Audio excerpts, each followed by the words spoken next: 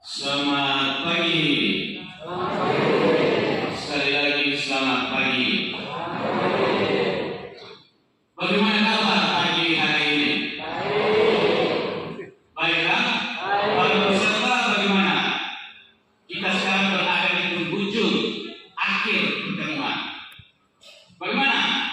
Ada yang masih mau kita tambah lagi? Karena memang makin menarik. Ada yang masih mau tambah?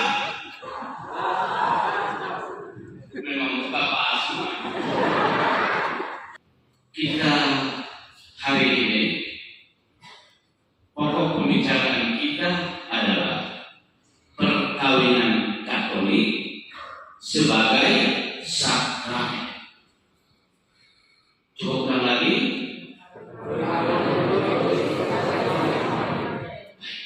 Sebelum kita mulai dengan pembicaraan kita ini, saya undang kita semua berdiri.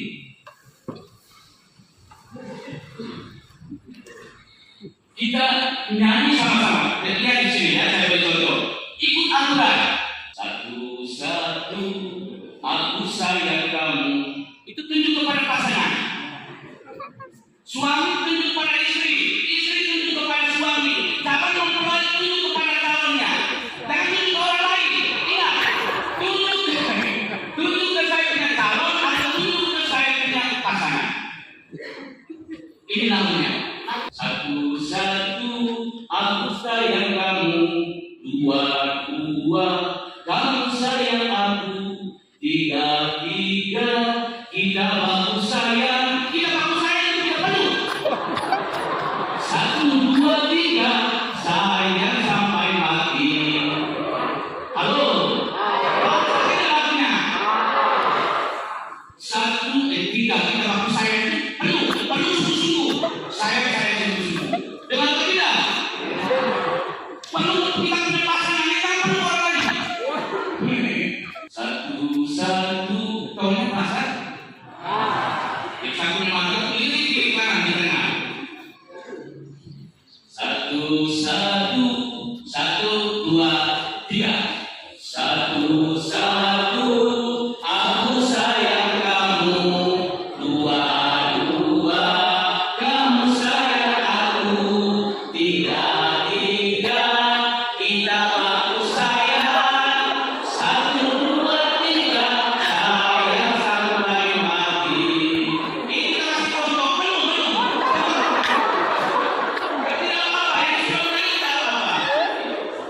Siap, sudah kan? Sudah. Satu-satu, dengar.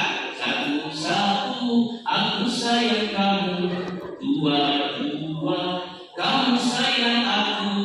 Tiga-tiga, kita baku sayang. Satu, dua, tiga, sayang sampai mati. Baku sayang itu penuh deh. Halo, dengar tidak? Mulai. Satu, dua, tiga. Satu-satu, aku sayang kamu. Dua-dua, kamu sayang aku. Tiga-tiga, kita baku sayang. Satu, dua, tiga, sayang sampai mati. Ini kayu sudah. Oke, silakan dulu. Halo, ada tadi berdiri masuk kawin ini. Baik. Bapak mama, orang tua, anak-anak, peserta kursus persiapan perkawinan yang saya kasih. Perkawinan diawali dengan satu masa yang kita sebut masa perkenalan. Benar atau tidak? Atau yang lebih kerennya masa pacaran. Masa apa? Masa pacaran adalah masa khusus di mana pasangan itu laki-laki dan perempuan saling mengenal. Saling kenal. Saya kenal dia, dia kenal saya. Dan masa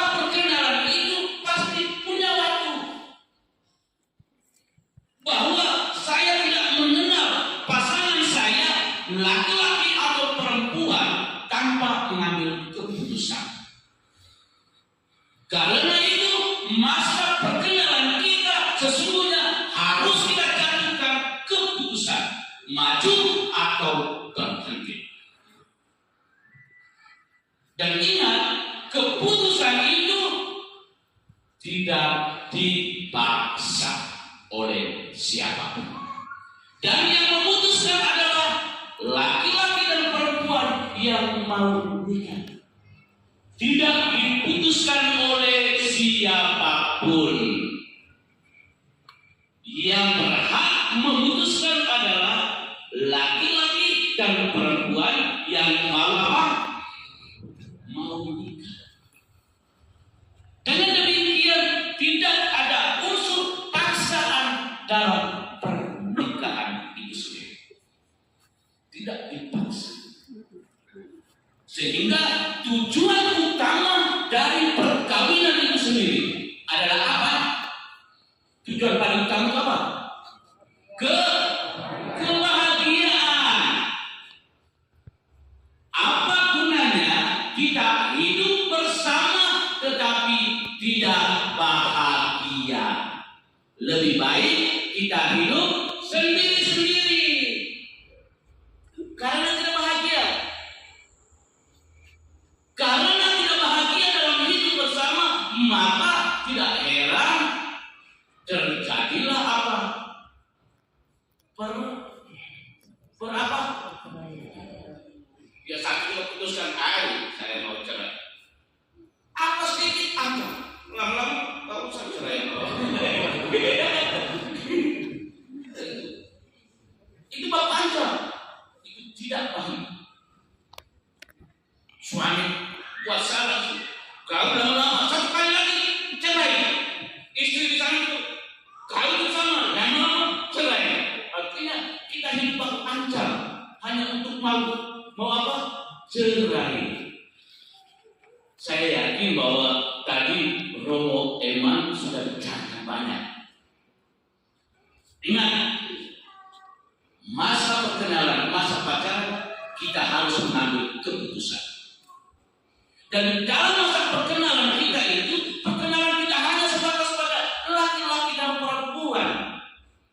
Perkenalan kita pada akhirnya harus membuka sayap, membuka ruang, membuka relasi untuk kita masuk kepada perkenalan dua keluarga. Karena perkawinan Anda, perkawinan laki-laki dan perempuan sesungguhnya melibatkan juga orang lain, orang tua. Karena itu tidak menjadi rahasia lagi. Jadi waktu masa pacaran tidak usah sembunyi-sembunyi, pacaran tidak usah sembunyi-sembunyi. Jangan sampai kita masuk ke kita punya calon punya rumah lewat jendela. Masuk lewat jendela, keluar itu dapur. Begitu kalau ke mana? Kita masuk pintu depan ya, sopan sana. Kalau laki-laki memutuskan untuk maju, lalu kalau perempuan bilang, saya tidak bisa, jangan paksa. Saya sudah mau, aku tidak mau. Bagaimana? Jangan. Kalau perempuan memutuskan bahwa iya, laki-laki bilang tidak bisa dipaksa. Kehendak bebas, keputusan bebas. Berdasarkan apa? Pengalaman dalam perjalanan percintaan mereka waktu masa perkenalan, masa pacaran. Jadi keputusan itu datang dari dua pihak, bukan satu pihak. Ada orang yang pacaran terus, kaget-kaget sudah mati. Mereka pacaran sampai mati. Bayangkan, pacaran tanpa berkat dan pada akhirnya mati. Dan ini sesungguhnya pasti ada sesuatu. Dan sesuatunya itu nanti kita akan dengarkan kenapa banyak perkawinan pasangan yang tertunda pemberkatannya. Kenapa? Itu pasti ada alasan. Dan itu kita tanya kepada anak-anak kita. Kita tanya kepada orang tua kita. Kenapa? Apa sesungguhnya yang menjadi penghambat? Apa sesungguhnya yang menjadi menjadi pun halal. Jadi ketika relasi laki-laki dan perempuan sudah membuka sayap kepada kedua keluarga dan pada akhirnya keluarga membangun perencanaan, menghimpun bertemu dua pihak. Lalu di situ mulai atur perencanaan, lalu mulai masuk pada urusan adat dan akhirnya pada masuk pada urusan perencanaan pernikahan. Begitu kok atau bagaimana? Halo, begitu kok? Ya, saya harap supaya semua anak-anak kita yang ada di sini melewati tahap-tahap yang sudah saya sampaikan itu. Begitu Pak? Halo? Benar atau tidak? Baik, perkawinan Katolik sebagai sakramen hanya bisa diterima jika keduanya sudah dibaptis. Ingat, karena itu sakramen pembaptisan menjadi sakramen yang paling pertama. Dia membuka pintu masuk untuk kita terima sakramen-sakramen yang lain. Jadi yang belum baptis tidak bisa terima sakramen pernikahan. Baptis dulu. Itu salah. Harus sudah dibaptis. Dan melalui pembaptisan, pasangan suami istri diangkat oleh Kristus ke martabat sakramen. Ingat itu. Karena itu perkawinan Katolik sebagai sakramen sesungguhnya melibatkan Tuhan. Melibatkan.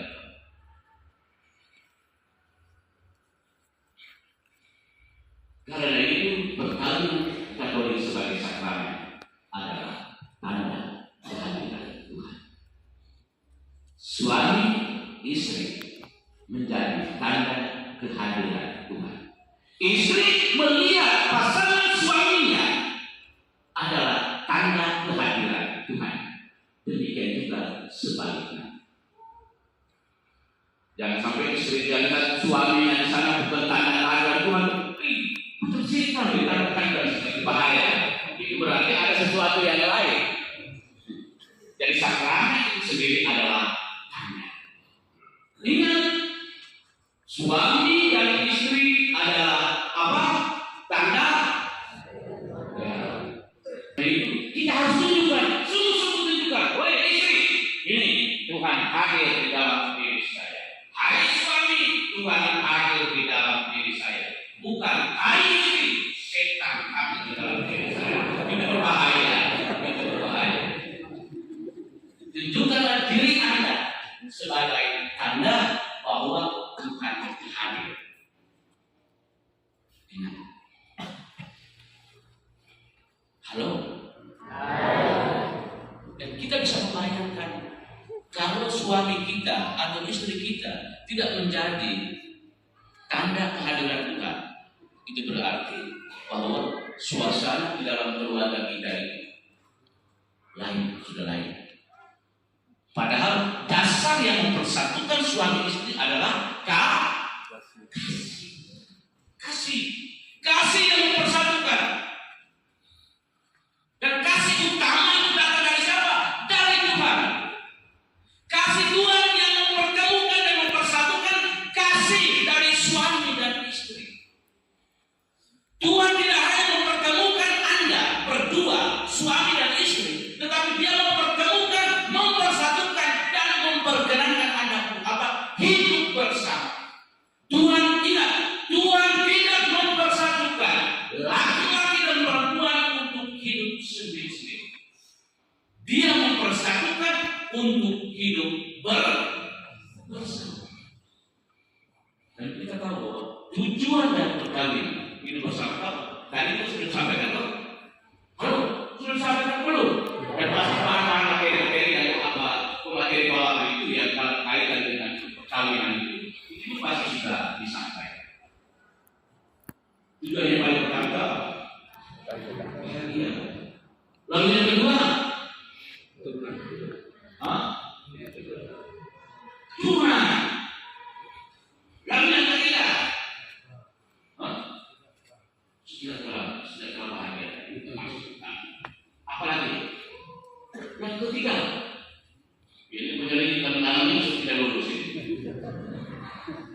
Yang ketiga itu apa?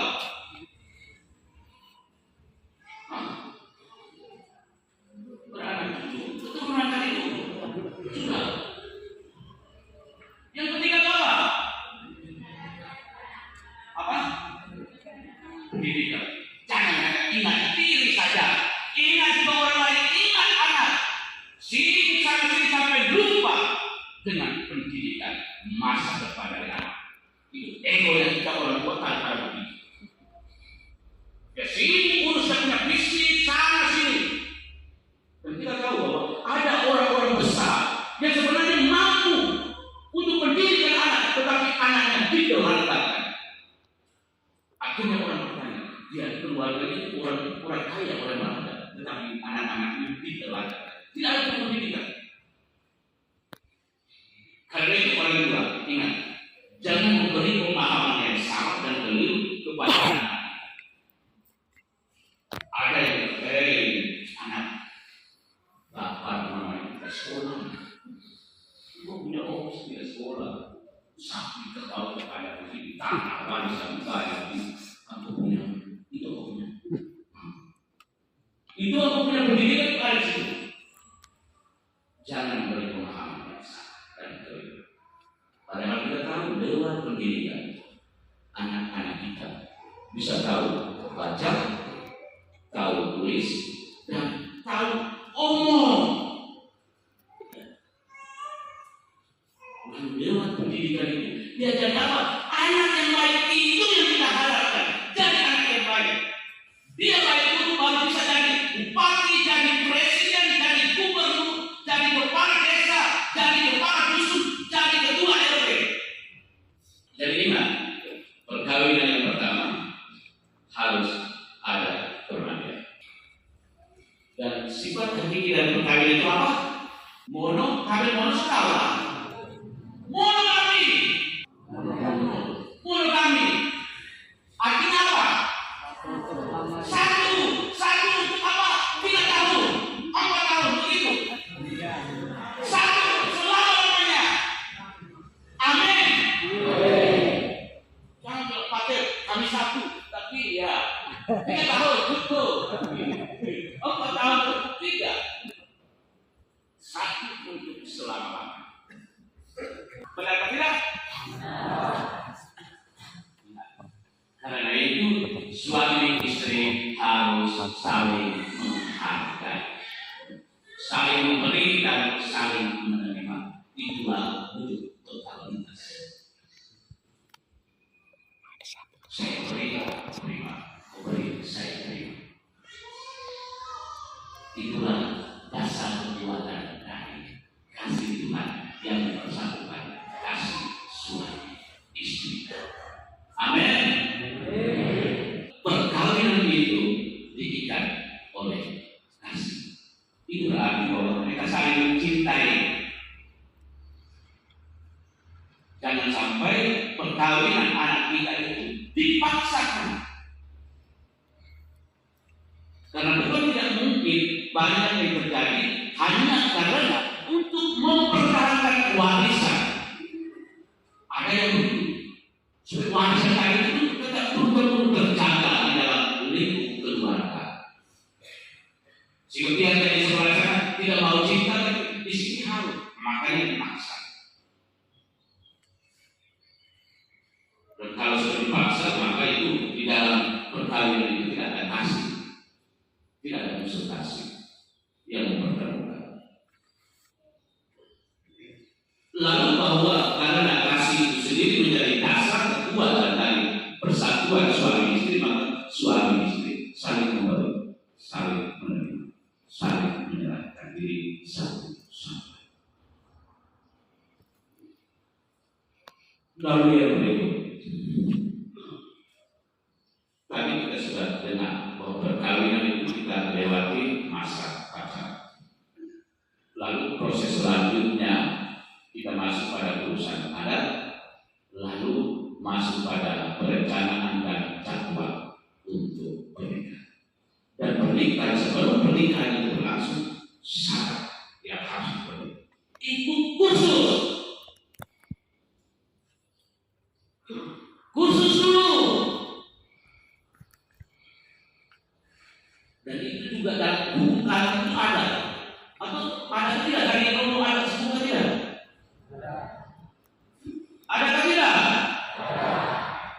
Jangan partai ini macam-macam sudah apa.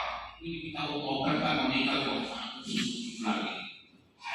Kalau itu kalau keluarga khusus, kau pergi ke tempat lain. Cari tempat lain yang tidak khusus. Setelah kita ikut khusus, lalu penyelidikan kami. Setelah penyelidikan kami, lalu nama Anda sekalian dibacakan, diumumkan secara publik, tempatnya di gereja, disampaikan bahwa Magdalena semprot dengan Petrus Hanta, orang tua bapak ini, mama ini, asal dari ini akan menikah dengan tadi disebut barang siapa, ingat, diumumkan terang, barang siapa yang menemukan halangan terhadap pasangannya, sekarang ke pastor sampaikan supaya ada masalah, ada persoalan itu diselesaikan. Ingat, pengumuman, dan pengumuman itu terjadi berapa kali? 3 kali. Saya bisa, saya mau 1 kali. Hai, pokoknya 1 kali, kau bercari pertanyaan 1 kali. 3 kali. Mau tidak mau 3 kali. Orang harus benar, orang yang tahu bahwa ini mau nikah. Tidak ada rahasia lagi. Pernikahan Anda tidak lagi menjadi semua rahasia untuk publik. Terbuka. Orang tahu. Kenapa diumumkan? Supaya orang tahu. Dia ini ada halangan atau tidak. Setelah diumumkan 3 kali, lalu pasti masuk kepada pernikahan. Karena waktu penyelidikan kami itu kita sudah tahu jadwal pernikahan.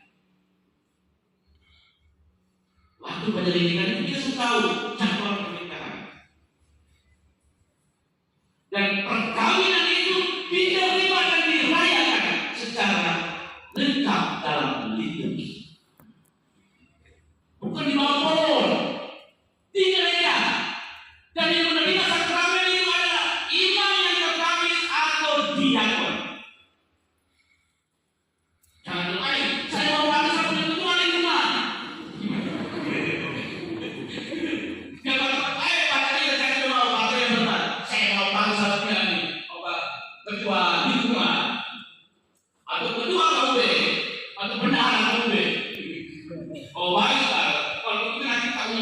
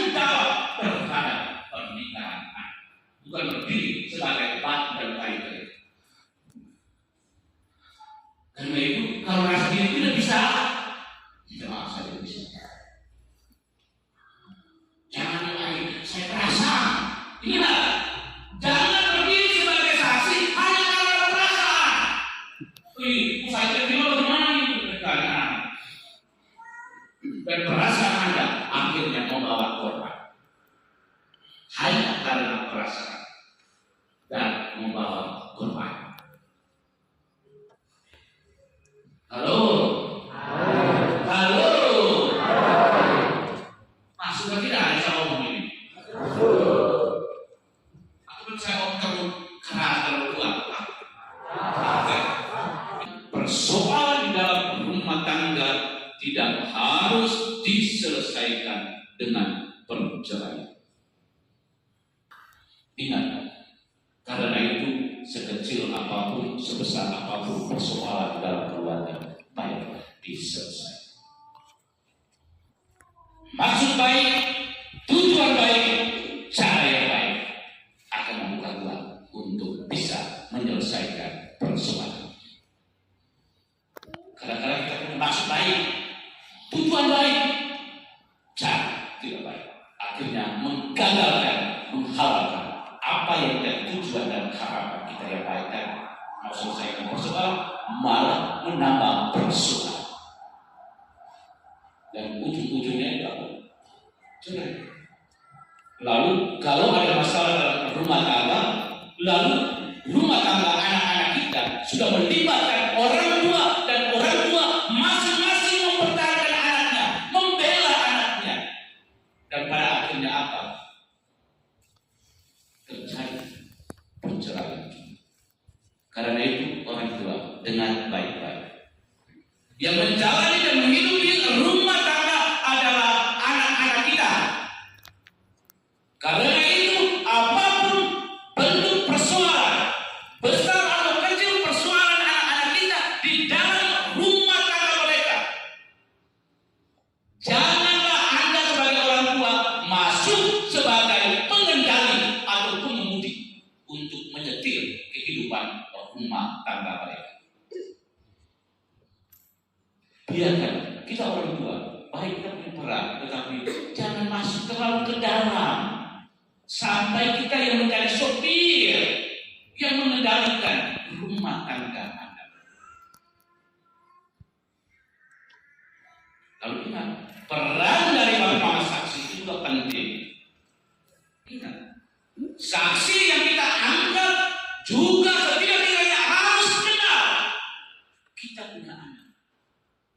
Jadi kita pilih saksi itu bukan hanya saya senang atau saya mau,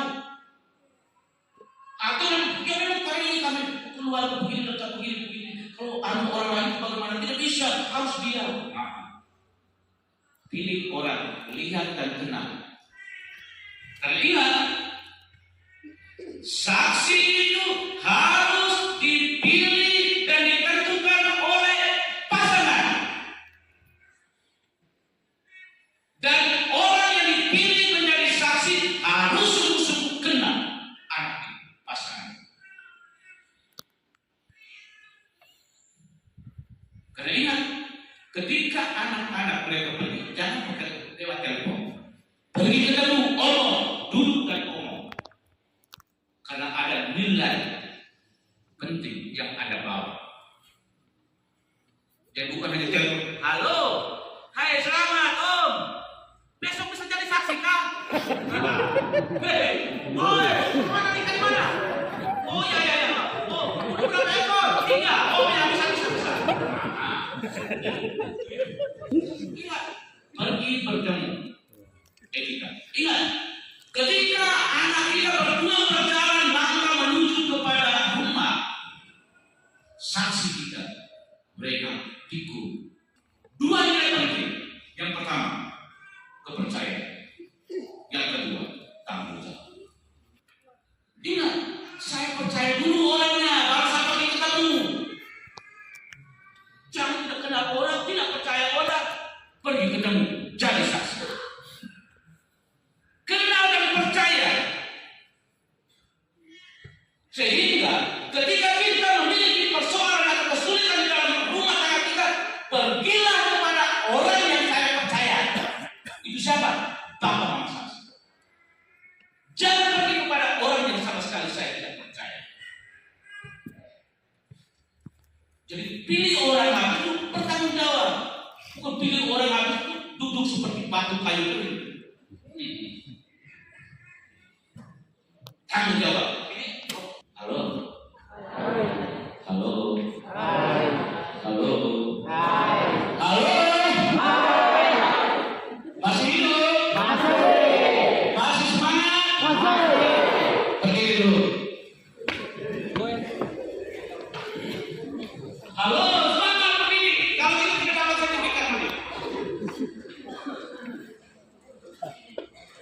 Satu, satu.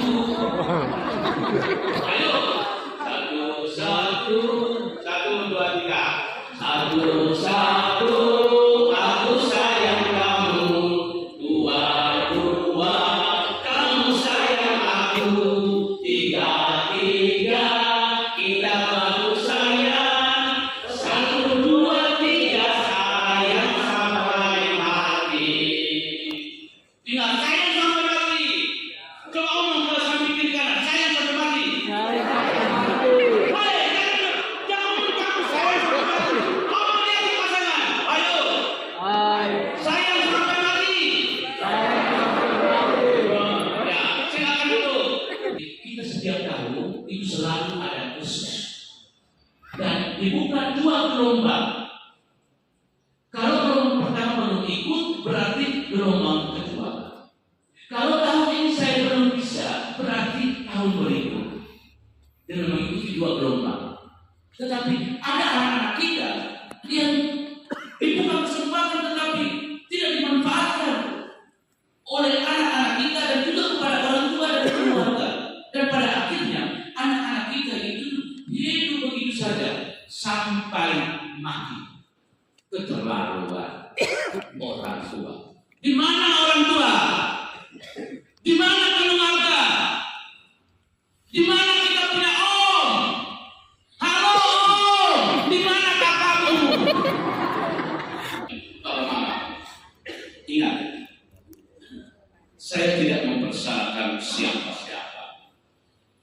Tetapi yang mau saya tekankan di sini bahwa segala urusan adat tidak harus menjadi beban dan faktor utama menghalangi pernikahan anak-anak kita.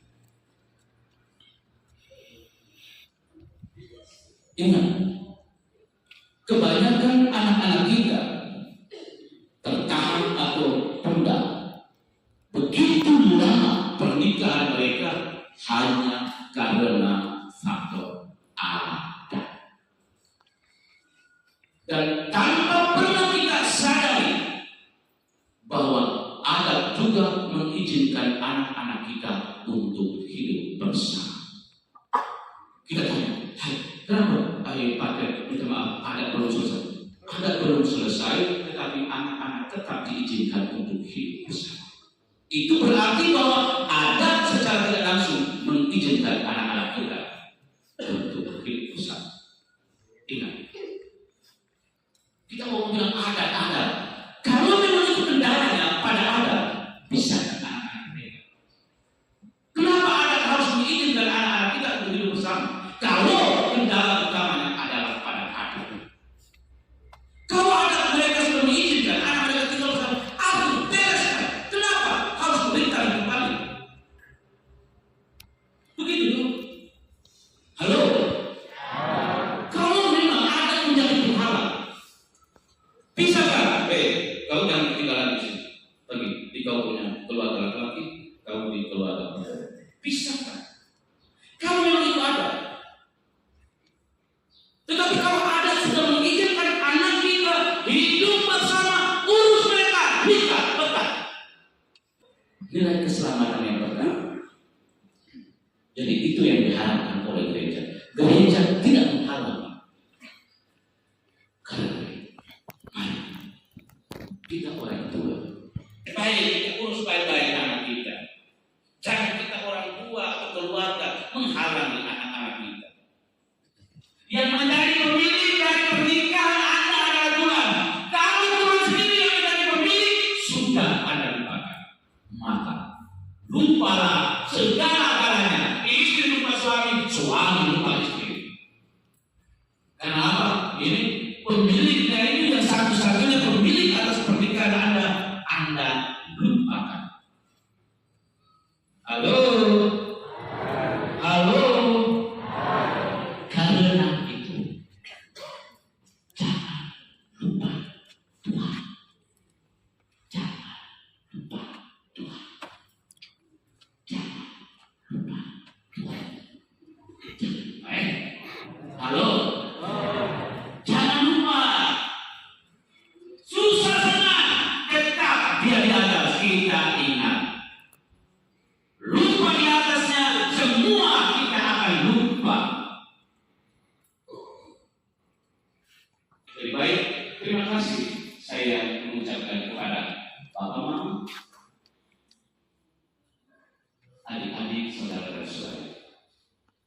sudah setia, kita berjalan bersama, mulai dari awal sampai di akhir pertemuan kita.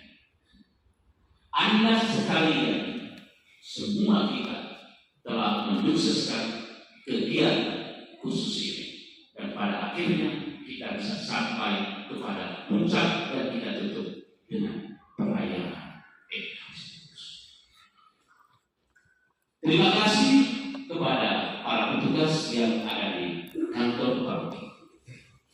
Terima kasih kepada para pemateri, dan terima kasih kepada seksi keluarga.